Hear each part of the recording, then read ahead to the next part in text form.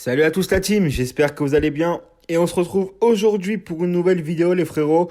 Les frérots, une nouvelle vidéo, grosse information qui arrive dans cette vidéo la team.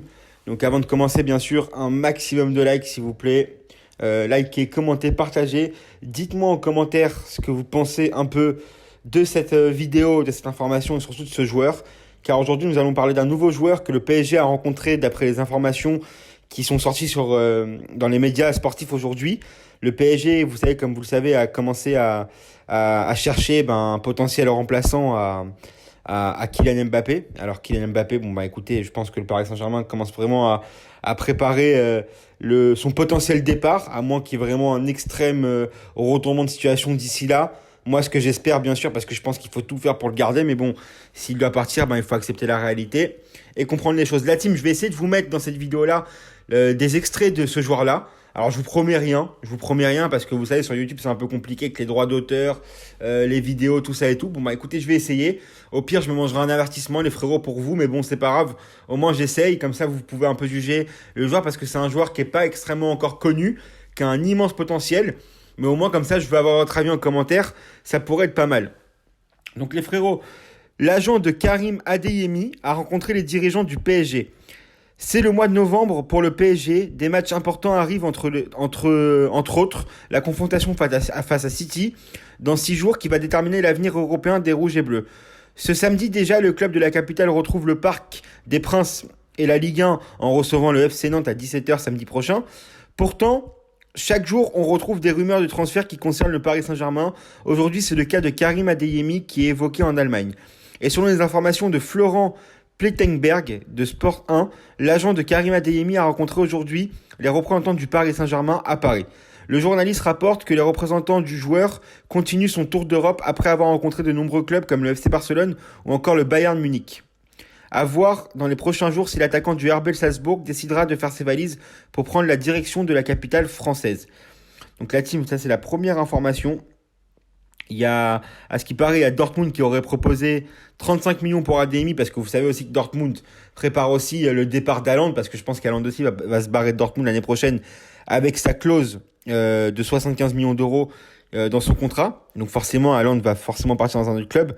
Maintenant, où va-t-il partir? Ça, c'est la grande question. Vraiment, le mercato prochain, en juin prochain, il va être vraiment agité. Hein. Déjà l'année dernière, il y a 6 mois, on a vécu un mercato historique. Alors je vous raconte pas le mercato l'année prochaine. Donc le PSG, encore une fois, je vais vous relire un autre article. Hein. Le PSG a rencontré les agents de Karim Adeyemi. Grand espoir du football allemand, Karim Adeyemi est pisté par tous les grands clubs européens. Selon la presse allemande, ses agents étaient ce jeudi à Paris pour rencontrer les dirigeants du Paris Saint-Germain. Mais où jouera Karim Adeyemi la saison prochaine? Auteur de 15 buts avec le RB Leipzig, le RB Salzbourg, je suis désolé. Depuis le début de la saison, le jeune attaquant allemand de 19 ans est courtisé par plusieurs cadres européens, mais n'a visiblement pas encore fait son choix. Selon le média allemand Sport 1, les représentants d'Adeyemi ont rencontré ce jeudi à Paris les dirigeants du PSG. La confirmation donc que le club français s'intéresse à lui. Okay. Mais ces dernières semaines, la presse allemande a aussi parlé de rencontres du clan Adeyemi avec Dortmund, le Bayern ou encore le Barça. Si le joueur aimerait finir la saison en Autriche, il pourrait prendre une décision concernant son avenir d'ici la fin du mois. Le PSG est donc un candidat crédible, mais il n'est pas le seul. Récemment, Sport 1 a assuré que, par exemple, le Borussia Dortmund était toujours le club le mieux placé pour s'offrir le joueur allemand, dont la valeur est estimée entre 35 et 40 millions d'euros. Donc la team, voilà un peu pour l'information du jour. On n'en sait encore toujours pas plus. On sait juste que le Paris Saint-Germain, comme je vous l'ai dit en début de vidéo, doit forcément commencer à anticiper le départ de Mbappé. Donc voilà, c'est quelqu'un qui joue plus ailier droit. Lui, c'est plus un ailier. Après, il faudrait voir la team. Voilà, il a 19 ans. Il faut tester. Vous voyez ce que je veux dire ou pas? Ça se trouve, on va passer à côté d'un joueur comme ça. Il va aller dans un autre club, il va exploser. Tandis que qu'au Paris Saint-Germain, on a vraiment besoin parce que le départ de Mbappé, je vous dis la vérité les frérots, même si bien sûr le club sera toujours le plus important qu'un joueur, mais le départ d'Mbappé, il va faire très très mal au Paris Saint-Germain les frérots. Et moi en tant que supporter d'anticiper ça et d'imaginer ça, moi déjà ça me casse les couilles. Excusez-moi d'être vulgaire, mais c'est la vérité parce que Parce que pour moi, on a très très mal géré ce dossier-là, je vous dis la vérité, les frérots. Après, j'espère, voilà, on n'est pas dans le club, on ne sait pas vraiment ce qui se passe, on ne connaît pas les discussions, vous savez, aujourd'hui avec la presse, les joueurs, le club peuvent manipuler qui ils veulent. Vous savez, nous, on est là, on est supporters, on attend derrière eux et tout. Alors oui, parfois, bien sûr, parfois il y a des infos qui sont, comment dire, qui sont logiques. Voilà, par exemple, l'info sur Messi. Bon, on savait très bien que le Barça n'avait plus d'oseille pour payer Messi. Donc forcément, c'est des choses logiques. Vous voyez, quand on a vu que le Barça ne pouvait plus payer Messi, forcément, Messi ne pouvait pas aller dans 12 milliards de clubs. Il y avait soit le Paris Saint-Germain, il y avait soit City, ou il y avait soit... Bah c'est tout. En vrai, en Europe, il y avait que ces clubs-là. Messi ne serait jamais allé au Bayern, Messi ne serait jamais allé dans un autre club. Chelsea venait de faire un mercato incroyable et tout sur 2 ans avec Werner, Havertz, Lukaku, tous les joueurs qu'ils ont recrutés. Donc voilà, il y avait que Paris ou City. À Paris, il y avait ses potes, il y avait Di Maria, il y avait Neymar, il y avait tous ses potos, il y avait Paredes. Donc forcément, c'est sûr qu'il allait venir au PSG. Il allait pas prendre sa retraite à 33 ans. Donc la team, le PSG essaye vraiment de prendre les choses en main pour le dossier Karim Adeyemi. Voilà, là j'ai essayé de vous mettre la vidéo. Je sais pas si ça passe ou pas parce que moi je vous explique. Moi je tourne mes vidéos, d'abord l'audio et après je mets la vidéo de fond. Donc c'est comme ça que je procède sur la chaîne. Donc voilà, la team, faudrait voir. On va un peu voir ses stats à ce Karim Adeyemi. On va voir un peu ce que ça vaut. Franchement, je vous dis la vérité, moi je n'ai vu aucun match avec lui.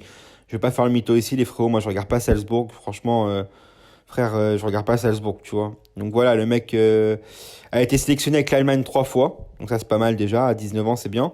Donc il a fait quoi? Il a fait en tout à Salzbourg, depuis qu'il est à Salzbourg, il a été prêté 1 an. Dans un club qui s'appelle l'IF-Fering, le FC Liefering, en Autriche, où il a fait 35 matchs, il a marqué 15 buts. Et sinon, à Salzbourg, depuis 2018, en cumulé, il a fait 69 matchs et il a marqué 25 buts, les frérots. Voilà. Donc, il a 19 ans, il est né le 18 janvier 2002 à Munich. C'est un avant-centre, il fait 1m78, c'est un gaucher. Donc voilà, les frérots, donc gaucher. Donc comment ça se fait qu'il joue sur le... Bon, en vrai, ouais, non, ça veut rien dire. J'allais dire comment ça se fait qu'il joue sur le couloir droit. Mais bon, normalement, là, sur le couloir gauche, normalement, les gauchers jouent plus sur le couloir droit. Donc c'est bizarre et tout, vous savez, parce qu'ils rentrent sur leur bon pied comme Messi ou Mahrez ou Di Maria. Mais c'est bizarre, je sais pas, il faudrait que je regarde un peu les matchs et tout. Mais voilà, c'est... Franchement, faudrait voir. Après, voilà, si c'est entre 35 et 40, bon, c'est beaucoup d'argent. Mais il faudrait voir les frérots. En tout cas, bon voilà, en Ligue des Champions, il a aucune expérience pour l'instant. Mais bon, il est jeune en même temps, donc on peut pas tout avoir les frérots. Vous savez, quand Mbappé il arrive au PSG, alors certes, il avait fait une très très bonne saison avec Monaco. C'était un phénomène et tout. Il avait été loin en Ligue des Champions. À lui tout seul, il avait fait la misère à City et tout. Et voilà, il y avait aucune certitude aussi. Combien il y avait de joueurs jeunes avec qui on avait des immenses espoirs et qui se sont cassés la gueule au fur et à mesure du temps. Donc franchement, ça veut rien dire, les frérots. Je pense pas qu'il faille juger sur la jeunesse. Faudrait voir, les frérots, ce que ça vaut. Moi, je vais essayer de regarder. Si ça tombe pas en même temps que les matchs du PSG, je vais essayer de regarder les matchs de Salzbourg pour voir un peu ce que ça vaut, les frérots. Donc voilà. Voilà la team pour l'information de la journée. Dites-moi en commentaire ce que vous en pensez. Dites-moi si, à votre avis, ce serait une bonne idée ou pas de le prendre. Et puis voilà, la team, nous, on est ensemble. On se retrouve demain pour l'avant-match de PSG Nantes. Et puis voilà, les frérots, faites attention à vous. Grosse force à vous. Prenez soin de vous, les frérots. Et nous, on se retrouve demain. Likez, abonnez-vous, partagez. Mettez la cloche de la chaîne pour être au courant des prochaines vidéos. La team est encore merci. On a dépassé la barre des 3000 abonnés.